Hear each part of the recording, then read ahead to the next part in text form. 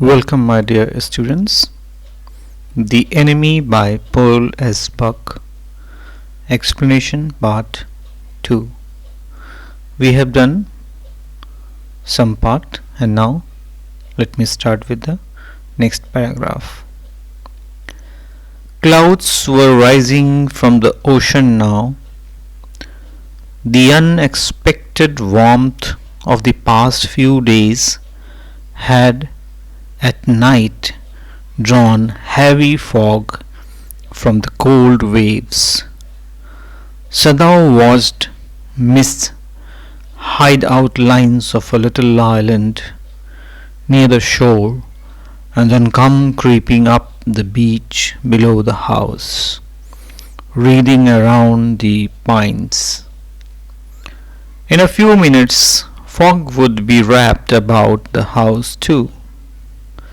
Then he would go into the room where Hannah, his wife, would be waiting for him with the two children.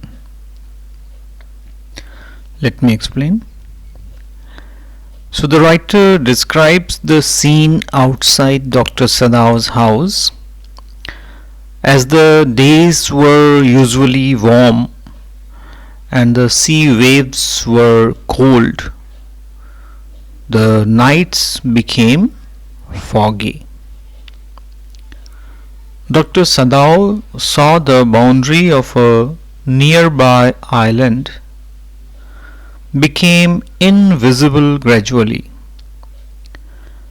As it got covered in the mist, slowly the mist was coming closer to him. Soon there would be mist all around his house. At that time, he would go back into the house to his wife, Hannah, who was waiting for him along with their two children.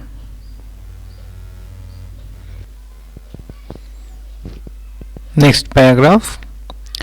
But at this moment, the door opened and she looked out. A dark blue woolen houri over her kimono. She came to him affectionately and put her arm through his as he stood, smiled and said nothing. He had met Hannah in America, but he had waited to fall in love with her until he was sure she was Japanese. Her father would never have received her unless she had been pure in her race. He wondered often whom he would have married if he had not met Hannah. And by what luck he had found her in the most casual way, by chance literally.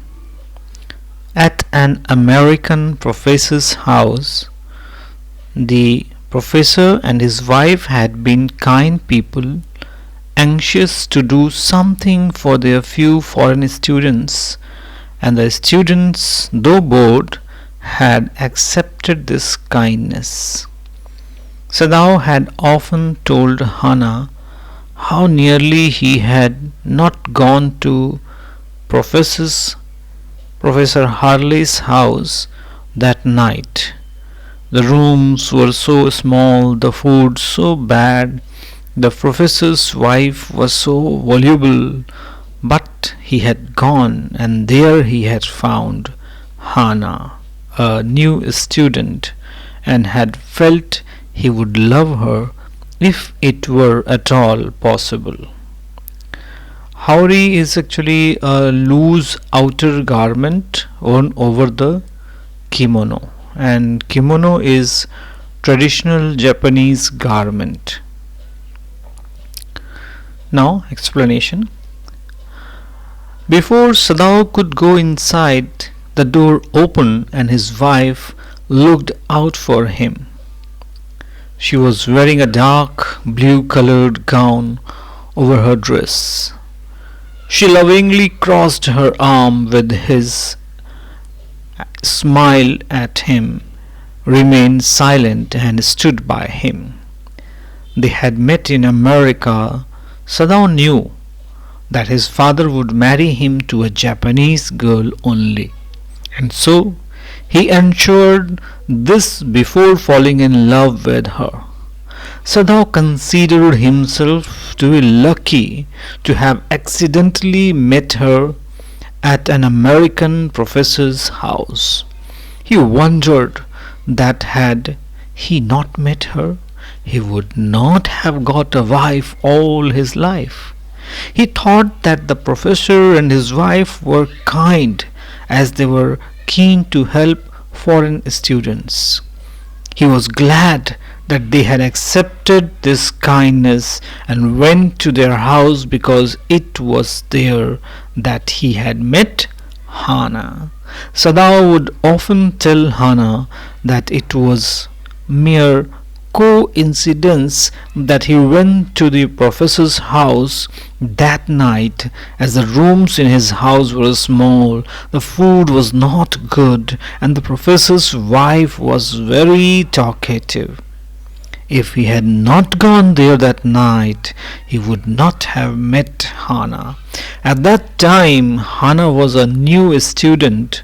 Sadao had thought that he would love her if at all it would be possible for him. And possible for him because there was a condition. If she would fulfill the condition, then definitely he would fall in love with her and marry. Next paragraph. Now he felt her hand on his arm and was aware of the pleasure it gave him, even though they had been married years enough to have the two children, for they had not married heedlessly in America. They had finished their work at school and had come home to Japan, and when his father had seen her, the marriage had been arranged in the old Japanese way. Although Sadao and Hana had talked everything over beforehand, they were perfectly happy. She laid her cheek against his arm. Here heedlessly means carelessly. And now explanation. Sadao and Hana loved each other even after having two children, after many years of marriage. They had not married in a haste in America. Rather, they returned to Japan, sought permission from their parents, and then got married in a traditional Japanese ceremony. They had discussed all the details before the wedding. They were happy with each other. Hana rested her cheek against Sadao's arm with affection. I hope the lines are clear, because this chapter has very few hard words. It is written in a very simple language, so I don't think there will be any problem. But in case if you have any doubts, you can clear. And you all know my mobile number 9904 840 635. This is my WhatsApp number. You can message me, you can ask your queries. Okay, thank you so much. And now we will meet in the third part, the third video of this chapter.